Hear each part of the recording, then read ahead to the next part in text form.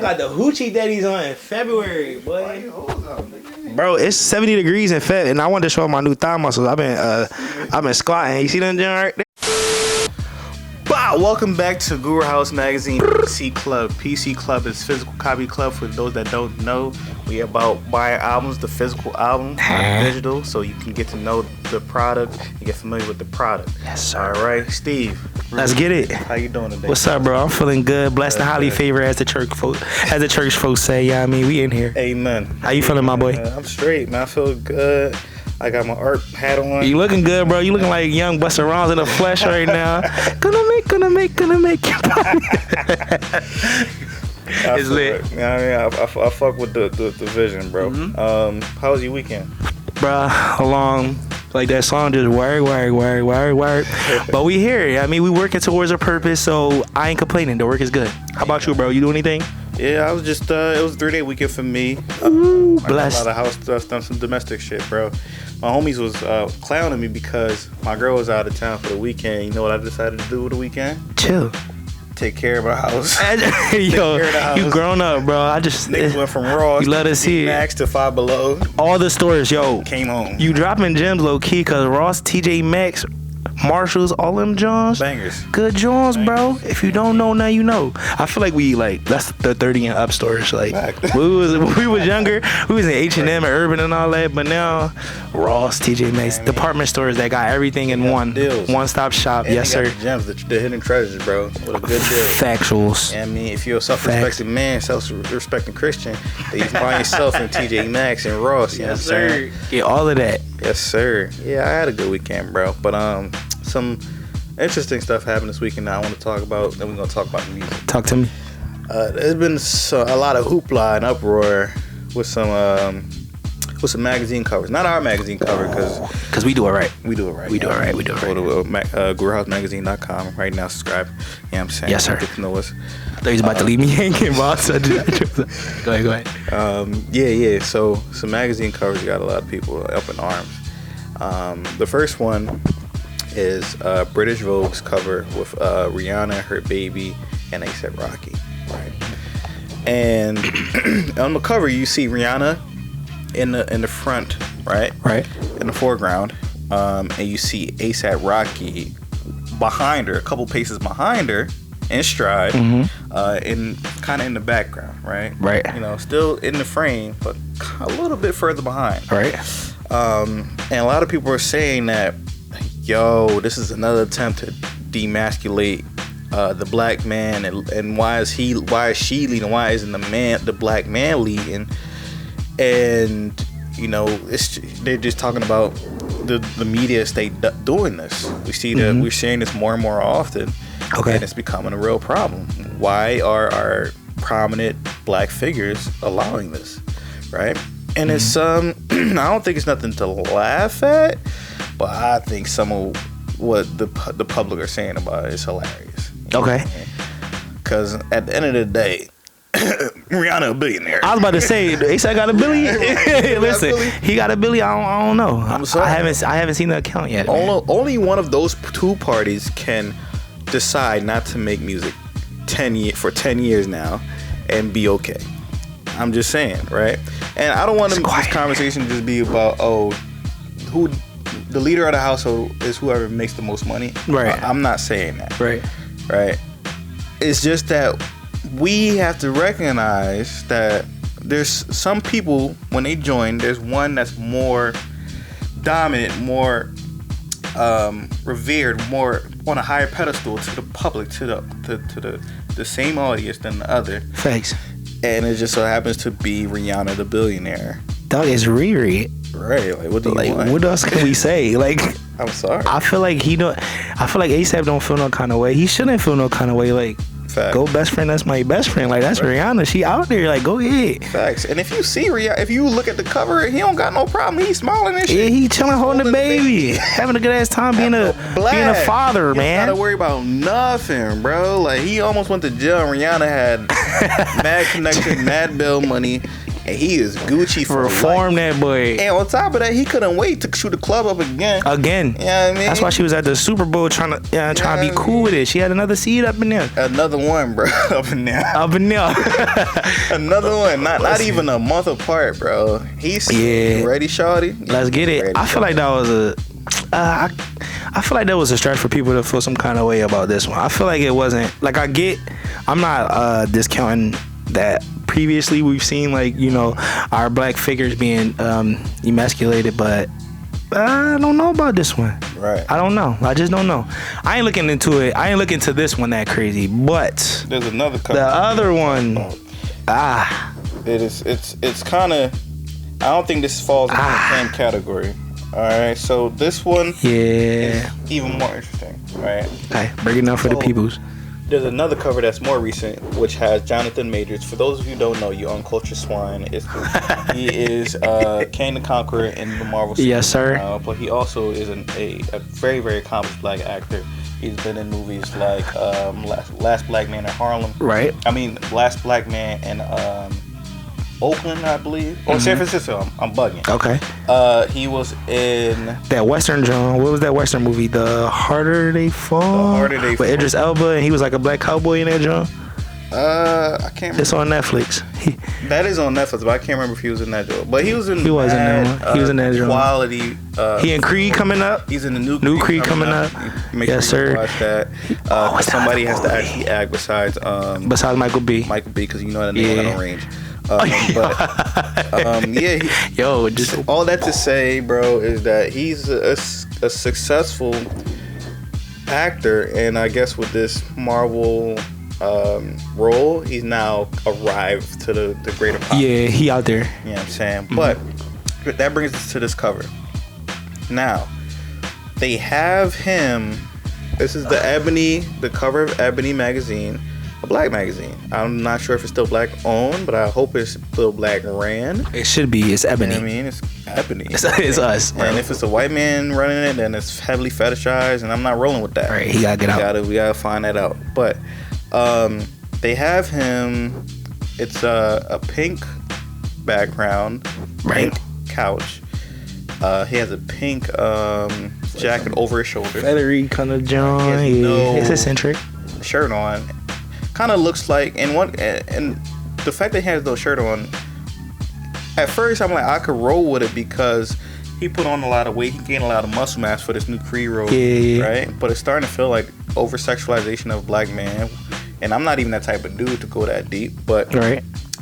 The way it's framed, it got my man titties all bunched up. Yeah, we needed a sex symbol, bro. Black people needed one. Right. I mean, right. But it looked crazy, bro. It looked, exploitative in my opinion. Okay. I respect so it. pink background, pink feathery jacket over his shoulders with his titties out. And the real kicker is he had these thigh high. Yo, was they jeans or like boots? Jean boots, bro. It's like all in one. Yeah, all jeans. It was like jegging boots. Like a jute. A jute is nuts. He wearing a jean boot, bro. A whole jute, bro. It is absurd. You know Jutes with the fur. And another kicker is that I don't know if this was done in post or in frame, but his lips were pink. Doing like a duck lip joint kind of thing too. He's pursing his lip. Yeah. And I'm all for art. I'm an art dude. I went to school for art. I'm very liberal when it comes to composition and creation. But when you look at this cover, and I'll put the cover on the screen for the viewers out there. When you look at this cover, this shit is trash. It's not art. It's not good work, bro. It's not good composition. It's not good wardrobe. It's not good vision. And honestly, it felt disrespectful to his value, right? In my opinion, I'm just a regular schmuck on the couch. But if I am in the production house or whatever, I'm asking the photographer or the visual director, so you thought this was cool? Right. Well, like, when you look at it, what is the vision for that? Right. Like, I don't know. I don't know what the vision was. Do you know this man, or did you just find out about this man and you just had to rush something out there? Yeah, just throw something out. Right. Yeah, it was, and it's crazy because I think typically I don't like to like jump out the face and say like, you know, that's what they doing. They pushing the, you know, that kind of image.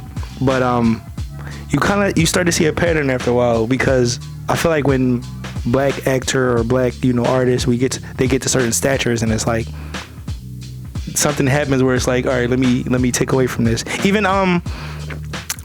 forgive me for forgetting his name, but the actor who was Falcon in the Marvel, he did he's like the new Black Captain America, and then you see as soon as he got to that role, then they put him in Black Mirror doing stuff like that. So it's like, I don't know, I don't get it. But what do you say to the people who say like who say, because I was going through the comments, because I saw the picture last night, the cover of it, and I was going through the comments, and it was kind of mixed reviews.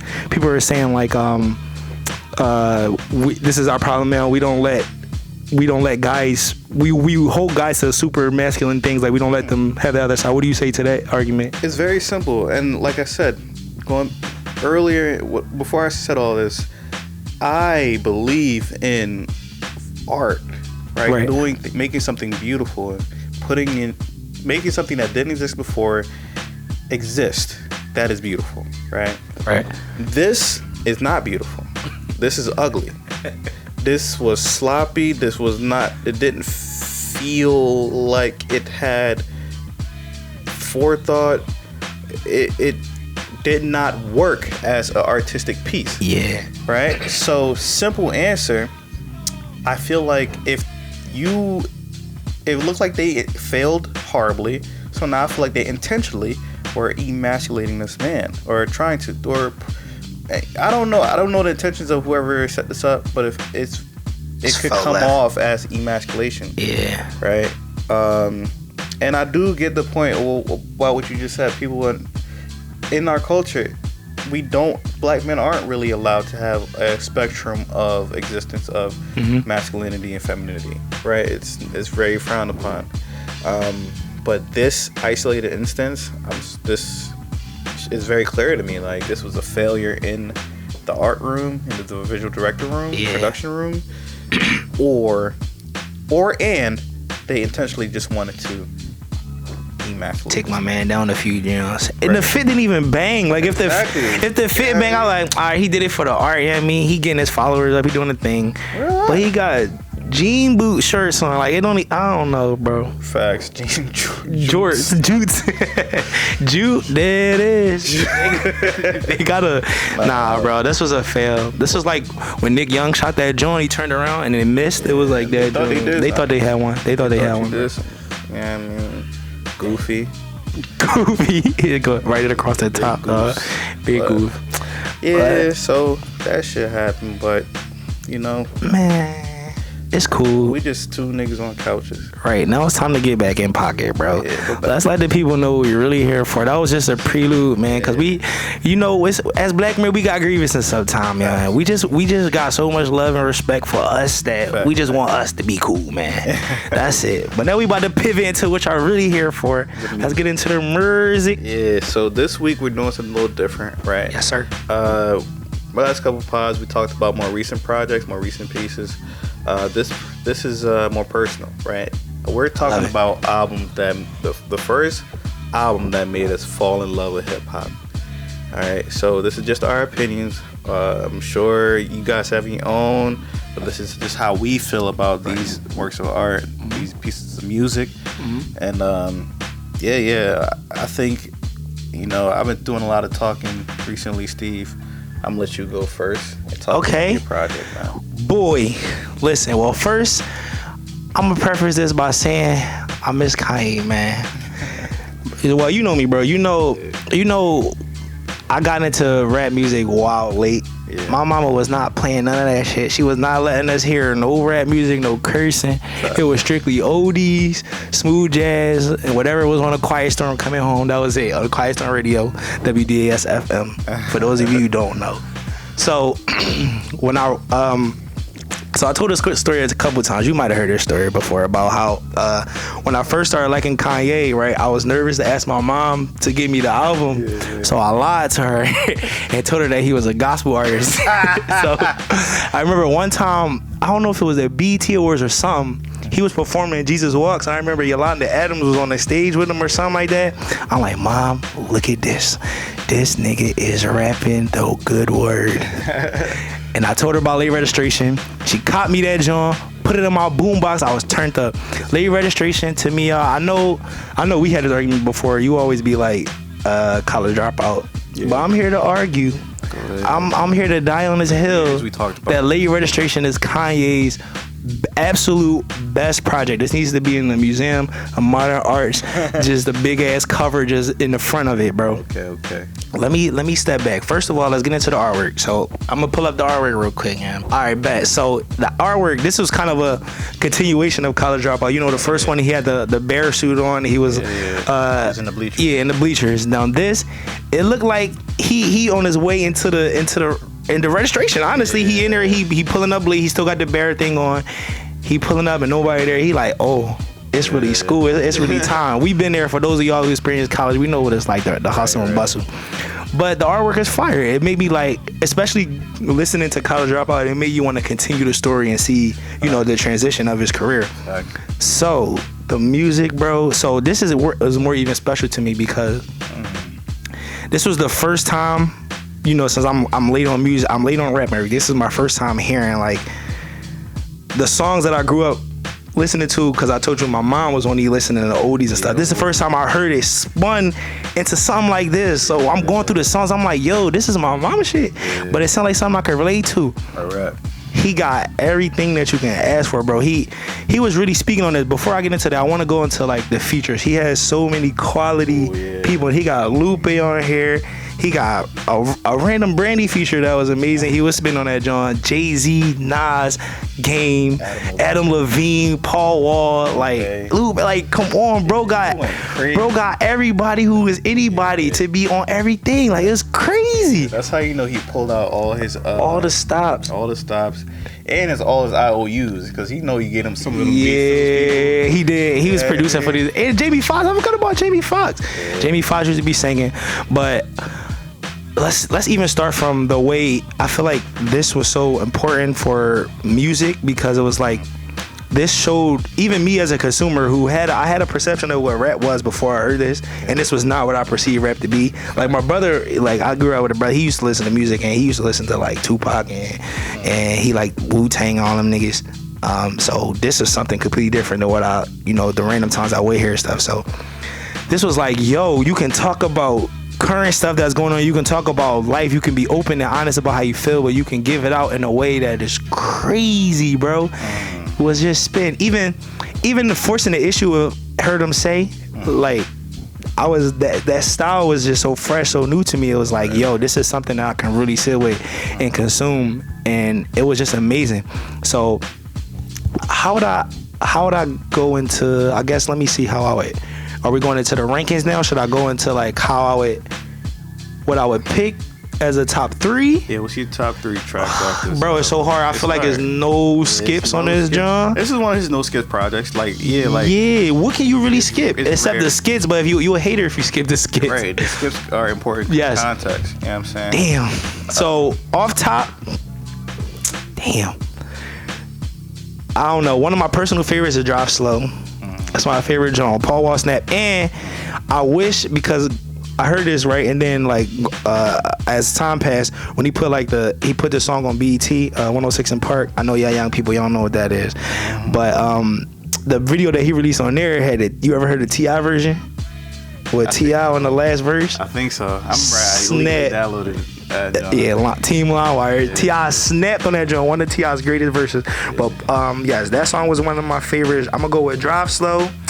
I'm gonna go with Heard Him Say, of course, because that's always a good vibe. You can literally play that in any environment and it goes stupid. And boy, it's hard. Like every song is good to me. And I'm gonna just go ahead and pick a random. I like Roses. Roses was such a personal track. It was about I don't. His grandma was in the hospital bed. She was dealing with her own things going on, and he was really describing like not only the personal issues that he was going through, but also how as an artist, it's kind of hard to focus on your personal stuff because you're still an artist. Like you're still perceived to the world as somebody else. You almost are not human in a sense because you can't take time off. He's speaking about how he was in there watching, like grieving with his family over his grandma and everything.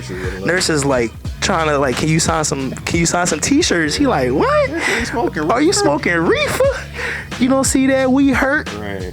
Yo, and he had Patti LaBelle in his joint. Who you know had Patti LaBelle singing in the background, boy? Yeah, he pulled them favorites. Nobody. He pulled all the stops out. He pulled them favorites out, man. He got some shit cleared. Yeah. I mean, it helped when you got Jay-Z and everybody, you know, in your back pocket to help you out.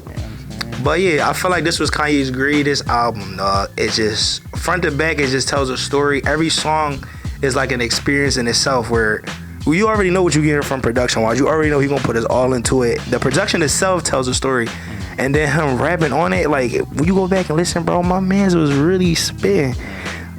That joint with Brandy, yo, he said, what he said in that joint? He said, fuck. He said, your girl don't like me, how long she been gay? Spanish girls say, you know, I play English. Everybody wanna run to me for they single. Funny how these whack niggas need my help. Running around when I couldn't feed myself. Dog, if I was you, I wouldn't feel myself. Dog, if I was you, I'd kill myself. He was snapping on that joint, yo. He was really rapping.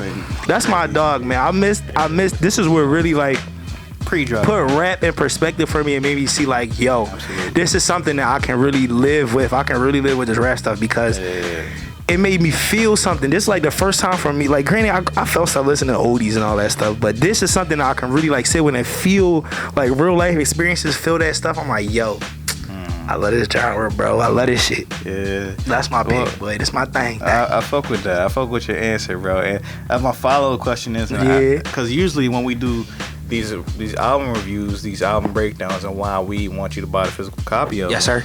We highlight, we give it a rating, right? And I think it's interesting that we're doing going back in the past. Okay. Talk about the albums that we fell in love with, hip hop with. Right. Did this album stand the test of time? Did it age well? What rating do you give after 15 years? 17 years, bro. This joint came out in 2005, I think. It's 2023. What's that? 18 years? 17 years, yeah. Bruh, even before we thought of this concept for this joint, I was still listening to this joint. This is forever gonna be something, especially because this was like the first physical rap album that I ever bought. Like, I remember being so hyped because we used to get CDs before. We used to get like all R&B stuff, and you get to see, like we talked about it before, you get the whole thing where you get the book, the lyrics, everything. I actually sat with this joint, put it in my boombox. You can see the artwork on the CD. You see like the book and all the pictures and stuff. And this was like something that was real, that I hold real close to me, because not only did I frauded to get this joint, but it was worth it. Like it was really worth it. So I ain't gonna lie, I'm gonna get this joint a 10. It still stands the test of time. Every verse, every track is still relevant in a sense. And all the artists that he has featured, they're still prominent artists. And the fact that he kind of bridged the gap for me, like he bridged the gap between what I grew up listening to versus what I grew into listening to. So he like put it all together for me. I still get the feel goods of the oldies, and I still get the current vibes. I still get the bounce. I get everything all in one. So it's like, this is perfect for me because it's everything that I like condensed into one project. And it's like my personal favorite projects are ones that have like themes or concepts. Like you can feel the environment that he was trying to give us in this. You can feel like a school thing. You can feel like, with the skits and all that it's an overall production. He really sat with this and like made it a artwork. Honestly, it's not just like putting songs together and put it out and it sound like a playlist. This is like a full project. Like it makes sense. Everything just makes sense. Yeah, it's my job, bro. I fuck with that. 10 out of 10 will recommend. 10 out of 10, and I respect that score. And this is the albums we're talking about today are albums that have been dissected, talked about. Yeah, that's facts. Many people, that have done this longer than us. That's a fact. So like we said, this is our personal opinion.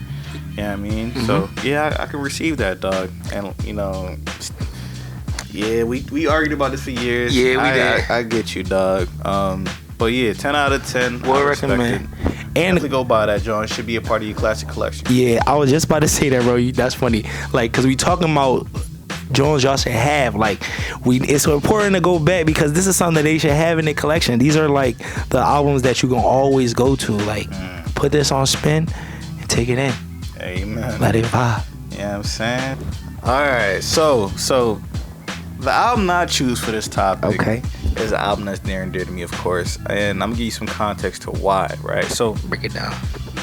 I was introduced to hip hop at a young age, but it was off and on, right? So I'm from the Caribbean, I'm from Jamaica, so in my household, the dominant sound was reggae, dancehall, you know what I mean, and hip hop, R&B was secondary, right? Okay. It was still definitely there because my dad was a DJ and he loved music. He loved all music, not just reggae and dancehall, right? So when I was about 11 or 10, being a badass kid, or 12, one of those, I went into the basement. My dad had a studio in the basement of recording studio because he had aspirations of being a recording artist. Yeah, I mean, for many, many years. And one day he wasn't down there. So I went down there and he had his whole setup. You know what I mean, record players, decks, all his stuff. Clean. And I see he had this album on the table, right? Up until this point in my life, music was something that was put upon me. I wasn't able to decide what I listened to. Either other forces or the radio decided what I listened to for me, right? So when I went down there and I had the liberty to play some of his music, I found this album and I put it in, and all I heard was, fuck Jay-Z. What's up, niggas? Dog, I know you ain't talking about me, dog. What? You been on my dick, nigga. You love my style, nigga. Yo, that's a wild thing to hear when you first turn something on. That is wild. You just a young boy, like, yo. Youngin', but it felt like the Thanos snap. The kinetic energy in my body could run a small town at that time. Yo, that's hilarious, bro. It was crazy, right? And I'm playing it, and like, I'm like, yo, this shit is crazy, and I'm just visualizing everything. And at 12 years old, this is when I started middle school, and I had a little bit of preteen angst, and frustration for not having any control over my life. So all this aggression, energy felt neat. It felt right. It felt like an outlet. You know what I mean? And man, this album, Stillmatic, Nas, bro. I think this is one of your classic projects, easily. Easily. I'm gonna start with the cover, bro. Like, when you look at this cover, we have to give some context because right now it could feel corny, but it's a capsule. Yeah, this was in 01. Time period. 01, right? This was hip hop in 01. You see a young black man squatting next to a pigeon. A pigeon, that's crazy. I mean, pigeon probably real, probably not, or whatever. It's New York, it's real. I mean, it's New York, but it's real, whatever. Yeah, I mean, you see the New York skyline in the background and the river. Yeah, I mean, and he's got a velour suit on. The fit tough. Very suede. Yeah, I mean, he got a mad jewels. 14 chains. On. He just looked like hip hop in that era. That's a fact. And it looks powerful. It looks dominant. It has a presence, right? And that, for a young man at 12 years old, this is exactly what I needed. Yeah, I mean that energy, right? So the album cover, I was like, that's why I picked it up, because the album cover was so cool. Yeah, that's what drew you. You know what I mean? Right. So I popped that joint in the CD player, my dad's 8-count CD player. Y'all don't remember that. Yeah, y'all wasn't outside. Y'all remember that. Y'all only think y'all got to put a CD in and take it out and put another CD in. No, we used to have multiple decks where you put a whole bunch of CDs in there and you could change it spin around. Yeah, y'all wasn't outside for that. Y'all wasn't outside, bro. So man, the music. A lot of people say there's been a lot of talk about Nas's beat selection and the beats that he raps over and he chooses. Mm-hmm. I don't think this is one of his projects that falls to that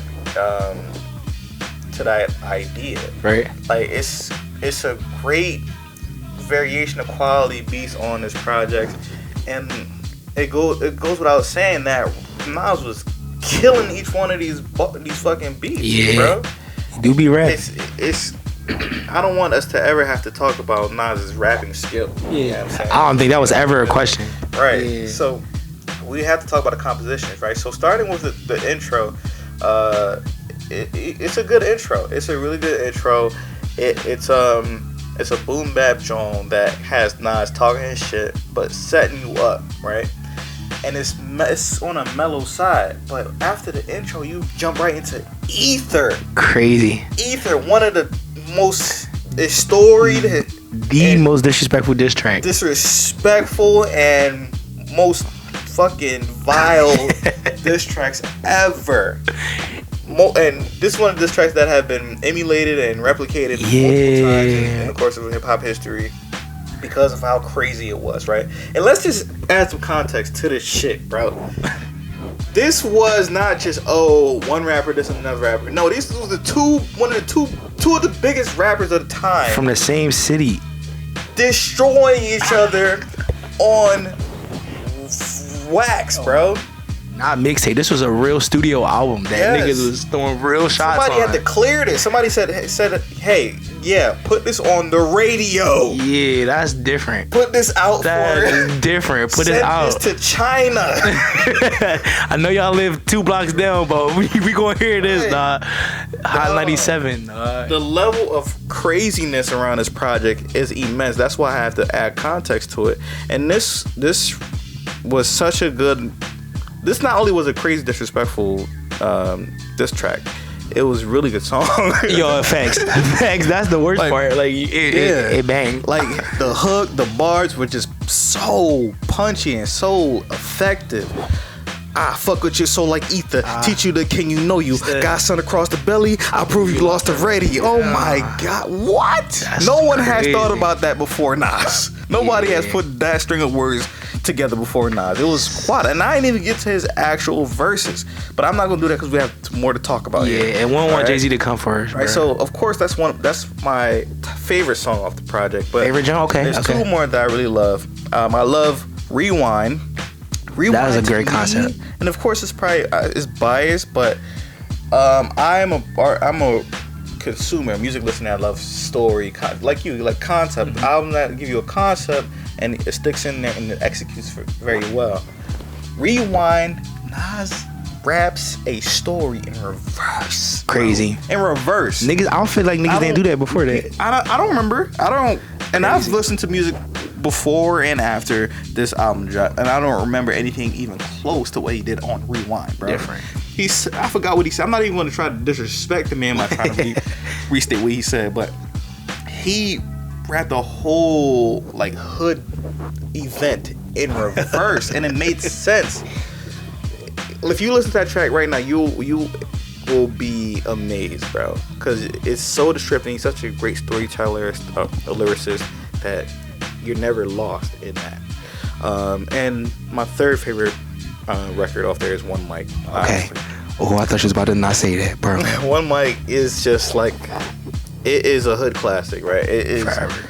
Like, it's almost a hymn, right? Like a gospel. It's a staple, hymn, bro. Right? I mean, it's an uplifting, it crescendos into something powerful. It has an apex that really hits you, and it has that build up gets you to that apex in such a beautiful way. And Nas, he does not rap monotone.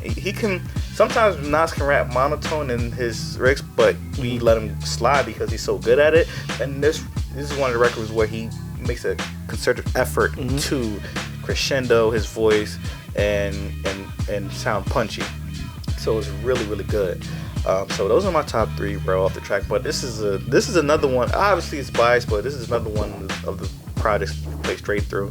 There's absolutely no skips on there, and the flow of the album is immaculate. Like, he takes you on these highs, but he brings you back down with these records that are smooth and fun and cool. And then he brings you back the pain of his childhood. Then he brings you back to the fun stuff of his adulthood. Like, he takes you through a nice roller coaster of emotions. It's so good. It's so well done. I like that. It's always good to go through those ranges. Something that make you feel, bro. Something that make you feel, and that's why we do it. Why we listen to music if we don't feel it? Because what else are we consuming it for if it don't do something to you? Right, exactly. And the reason why I would love for you guys, like, of course we're talking about projects that we love and what made us fall in love with hip hop. Right. But if you have not experienced these projects, bro, I implore you to just go out. You don't even have to go anywhere. You can go on Amazon and order this shit. It's out there. It's so these are iconic projects that they're in plentiful when it comes to physical copies. Facts. The newer projects right now, it's hard to get the physical copy. These projects, they're bountiful out there. $15 probably, something like that. Spend that. Right, something like that. The CD, you know what I mean? Right. If you want to get the vinyl for like $28. Don't go out and eat. Like that. Save that. Eat food in the refrigerator and then spend that money that you would use to go out and get an album. Real shit. So let me ask you this, to go back to it. When you first listened to Ether, right? Yeah. Were you a Jay-Z fan prior? Did you have any experience with Jay-Z before? So did that make you choose a side? This is another thing that happened. When I heard this track, bro, I did not fuck with Jay-Z. Nigga, stop liking Jay-Z. I'm not even joking. This is not even funny, bro. It was like my brain was hacked. Like, it was a code implanted in me. Like, yo, you can't rock with Jay-Z. I cannot fundamentally fuck with Jay-Z ever again. Damn. Yeah, I mean, that's heavy. How powerful this record was and this project was to me. I'm like, yo, I'm on this side. You said nope. I picked my side. Right, exactly. So yeah, that's how good it was, man. Damn. And to summarize, bro, like, this, of course I love this project. I'm forever indebted to this project and how it put me on hip hop. Right. And a controversial thing that I would say is that when I found out about Illmatic much later.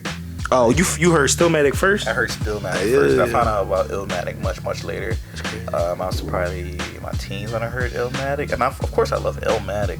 Right. But honestly, I feel like I exist in this weird universe, this weird bubble where I am one of the very few that love this album over Illmatic, and I think it has to do with context, right? So Illmatic came out in 1996. Yeah. Niggas was 4. Yeah, niggas was very young, and hip hop was still young. You know Facts. What I'm saying? Yeah. And at that time, nothing was ever the flow, the cadence, the visual storytelling of Nas never existed before 1996. Yeah. Right. So contextually, it simpler was time. It hit New York. It hit the world like a meteor.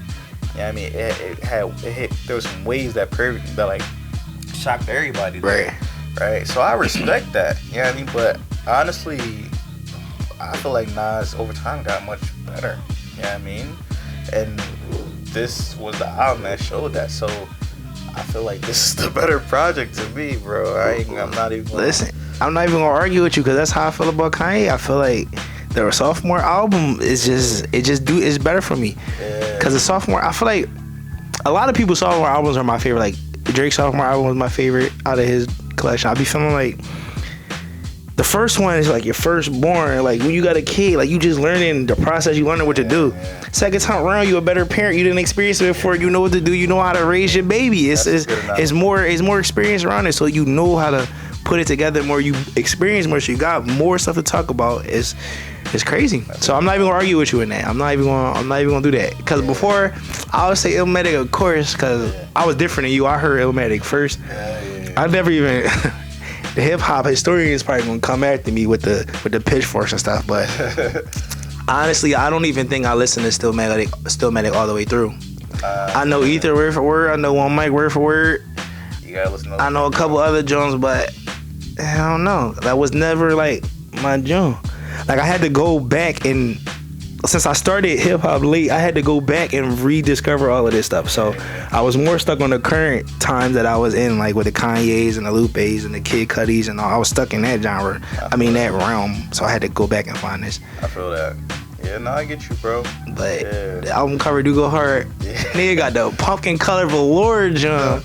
That's crazy. With the hat to the side. All you gotta have that the pumpkin color velour. With the Nikes that go with it too. Oh my goodness. The forces. With the Photoshop pigeon. And the pinky ring is nuts too. The pinky ring is blinging. Yeah, man. No, the pinky bling.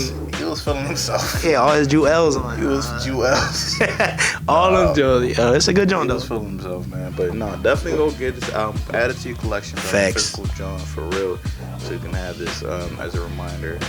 And you can check it from time to time instead of forgetting about it. Yeah, I mean, this is yes, sir. A classic album for a reason. It's not just my opinion. It's a million other think pieces out there about this project. Okay. Is this Nas' classic album?